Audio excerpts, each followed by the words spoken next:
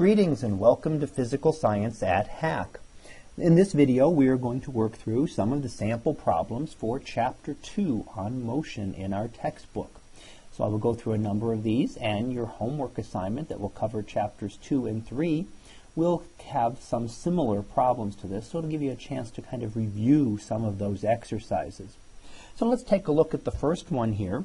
First one says, what is the average speed in kilometers per hour for a car that travels 50 kilometers in 40 minutes?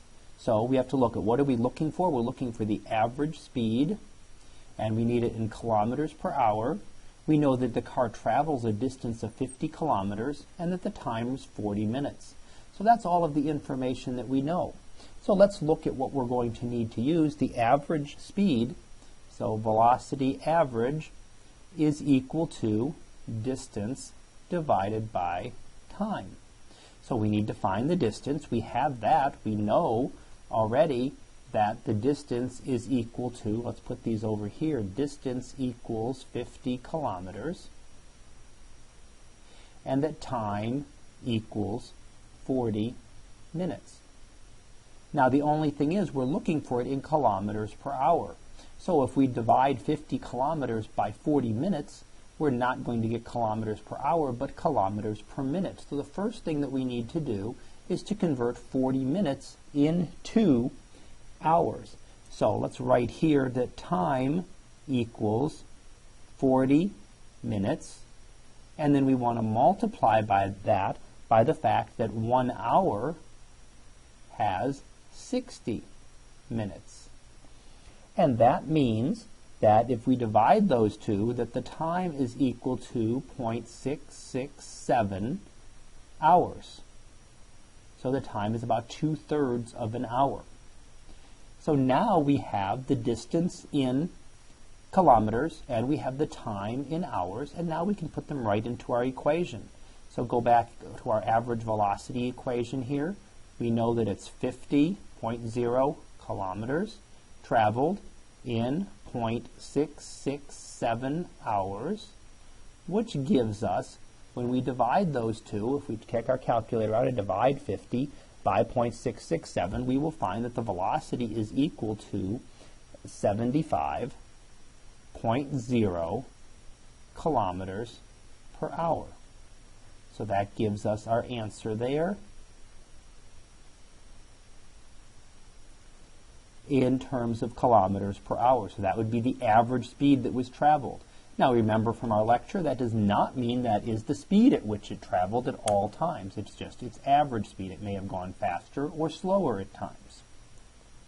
Let's look at our second problem. Our second problem asks, what is the resulting acceleration when an unbalanced force of 100 newtons is applied to a 5-kilogram object? Okay, let's start with this one. Again, what do we know? Let's write down what we know. We know that the net force is 100 newtons. We know that the mass is 5.00 kilograms. So those are things that we know. Let's look for what we need to figure out. What equation are we going to need to use? Well, we know the force and the mass, and we're looking for acceleration. You may recognize that as Newton's second law, F equals ma. In this case, we're looking for the acceleration, so acceleration is equal to force net divided by the mass. And those are the two numbers that we know. So in this case, we can put our numbers in. They're in the correct units. The force net is 100.0 newtons. The mass is 5.00 kilograms. And we have to remember our units. Let's make sure we get our units right. It's 100.0. A newton is a kilogram meter per second squared. And that's divided by 5.00 kilograms. So in this case, the kilograms are then going to cancel. So let's cancel those out. We cancel the kilogram units, and we're going to be left with units of meters per second squared, which is correct because that is an acceleration, and that's what we're looking for. And our answer will then be this will equal 20.0 meters per second squared. So that would then be our answer for the acceleration. So a Newton's second law problem, as I say, you may recognize that from the lecture if you looked at the lecture already. Okay, let's continue on and let's look at the third sample problem here, which asks how long will be required for a car to go from a speed of 20 meters per second to a speed of 25 meters per second if the acceleration is 3 meters per second squared. So let's look at what we know here. Again, let's write down our numbers that we know. That's one good way to always start. We know that the initial velocity, so VI, is 20.0 meters per second. We know that the final velocity is 25.0 meters per second. And we know that the acceleration is 3.0 meters per second squared. So we know final velocity, initial velocity, and acceleration. So what equation are we going to use here? Well, we can go and look and we can use one that says that we know that the acceleration is equal to the change in velocity divided by the time. That's the final velocity minus the initial velocity divided by the time. Now, do we know everything here? We know the initial velocity, we know the final velocity, we know the acceleration. So what are we looking for? We're looking for the time. So in this case, we have to solve for the time, and let's solve our equation saying that we can switch the time with the acceleration. We can rearrange the equation to find out that the time that taken is equal to V final minus V initial divided by the acceleration. That's equal to, now we can put our numbers in because we know everything, 25.0 meters per second minus 20.0 meters per second divided by 3.0 meters per second squared. 25 minus 20 is 5. So 5 meters per second divided by 3 meters per second squared. Let's look at what's going to cancel there. We're going to cancel the meters there. We're going to cancel with that meters. This second and this second will cancel with that second. And this will end up being 1 over seconds in the denominator, meaning that it will be seconds when it comes up to the numerator. So we will have seconds for our answer. So when we divide those two, we will find that it is 1.7 seconds for our answer. So we now have the time that it would take for that car to accelerate from 20 meters per second to 25 meters per second at that rate of acceleration. Now the fourth problem we want to look at, scroll up a little more here, is that a ball is thrown straight up and climbs for 3 seconds before falling. If we neglect air resistance, remember that we always neglect air, almost always neglect air resistance because that would make the problems much more complicated. We want to find out with what velocity the ball was thrown. So let's see what we have here.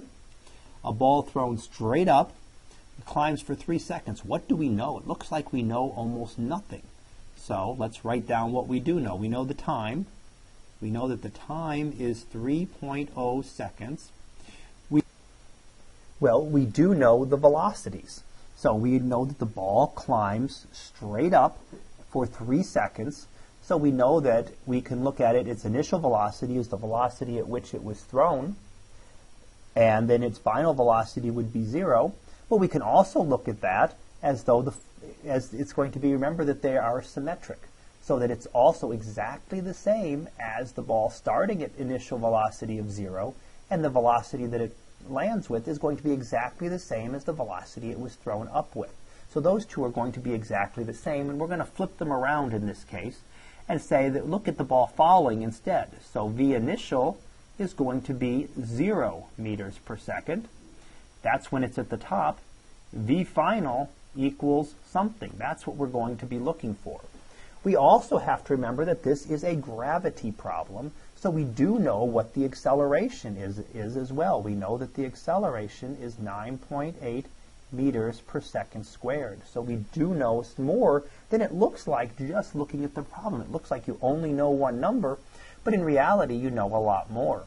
So let's go back to the equation that we used last time, which said that the acceleration equals v final minus v initial divided by the time. So do we know everything here now? Well, we don't know the final velocity. We have to solve for that. So we've got to rearrange this equation, and this we can multiply both sides by t so that v final minus v initial equals acceleration times time, or v final equals v initial plus acceleration times time. Now we know everything, so let's start off. V final equals the initial velocity, 0 meters per second, plus the acceleration, 9.8 meters per second squared, times the time, which is 3.0 seconds. Check our units. We cancel a second here, cancels with one of the seconds there. This is 0, so we don't even need to worry about that at all. And if we multiply 9.8 times 3, we're going to get that this is equal to 29 meters per second. So that will give us our final velocity, which is exactly the same as the initial velocity with which the ball was thrown. It would have started at 29 meters per second, gone up to the top and stopped at 0, and then come back down to hit the ground at 29 meters per second. Now, one more problem. We're going to look at one more example here, which says that a 15-gram bullet is fired with a velocity of 300 meters per second from a 6-kilogram rifle. What is the recoil velocity of the rifle? Well, let's write what we know again. We know that the mass of the bullet equals 15 grams. We know that the mass of the gun, or the rifle, equals 6 kilograms. We know that the velocity of the bullet is equal to 200 meters per second, and the velocity of the rifle is what is unknown. That's what we are trying to find here. Now, this is a problem in conservation of momentum. So what we know is that the initial momentum must equal the final momentum. If you remember, momentum is mass times velocity. So mass 1 times velocity 1 must equal mass 2 times velocity 2. In this case, what we're going to use is the mass of the bullet times the velocity of the bullet is equal to the mass of the rifle times the velocity of the rifle. The only thing we don't know is the velocity of the rifle, so we can find that number. Now, one thing here we have to look at. We've always got to check the units. The units for momentum are kilogram meters per second. So the rifle, these are things have to be in kilograms and meters per second. This is in grams. So we're going to have to convert this unit into kilograms, and we find that 15 grams equals 0.015 kilograms. So we have to do that conversion first. You can't do it without, you have to make sure the units are correct. So let's put everything in. What we're looking for is the velocity of the rifle. If we solve this equation for velocity of the rifle, we find that velocity of the rifle equals the mass of the bullet times the velocity of the bullet over the mass of the rifle. And let's put in our numbers that we know. We now know that the mass of the bullet is 0.015 kilograms. We know that the velocity of the bullet is 200 meters per second. And we can divide that by the mass of the rifle, which is 6 kilograms. If we put these in our calculator, first of all, what cancels? The kilogram units cancel, and we're going to be left with just a velocity unit. This is equal to, as we simplify it a little bit, this is equal to, if we multiply 200 times 0.015 and divide it by 6, we find that the final velocity, the velocity of the rifle, is going to be 0.5 meters per second. And as we talked about in lecture, that is the recoil. That is, because you're shooting the bullet out so fast one side, the rifle must go back the other way. So that concludes the couple of sample problems we're doing from this chapter, and some of the examples that will help you perhaps with the homework assignment, which will have some similar problems. I do recommend that you work through the other parallel exercises in the textbook so that you can get a better idea of many of the different types of problems that we will have to work through. So that concludes this problem solving video. And until next time, have a great day, everyone, and I will see you in class.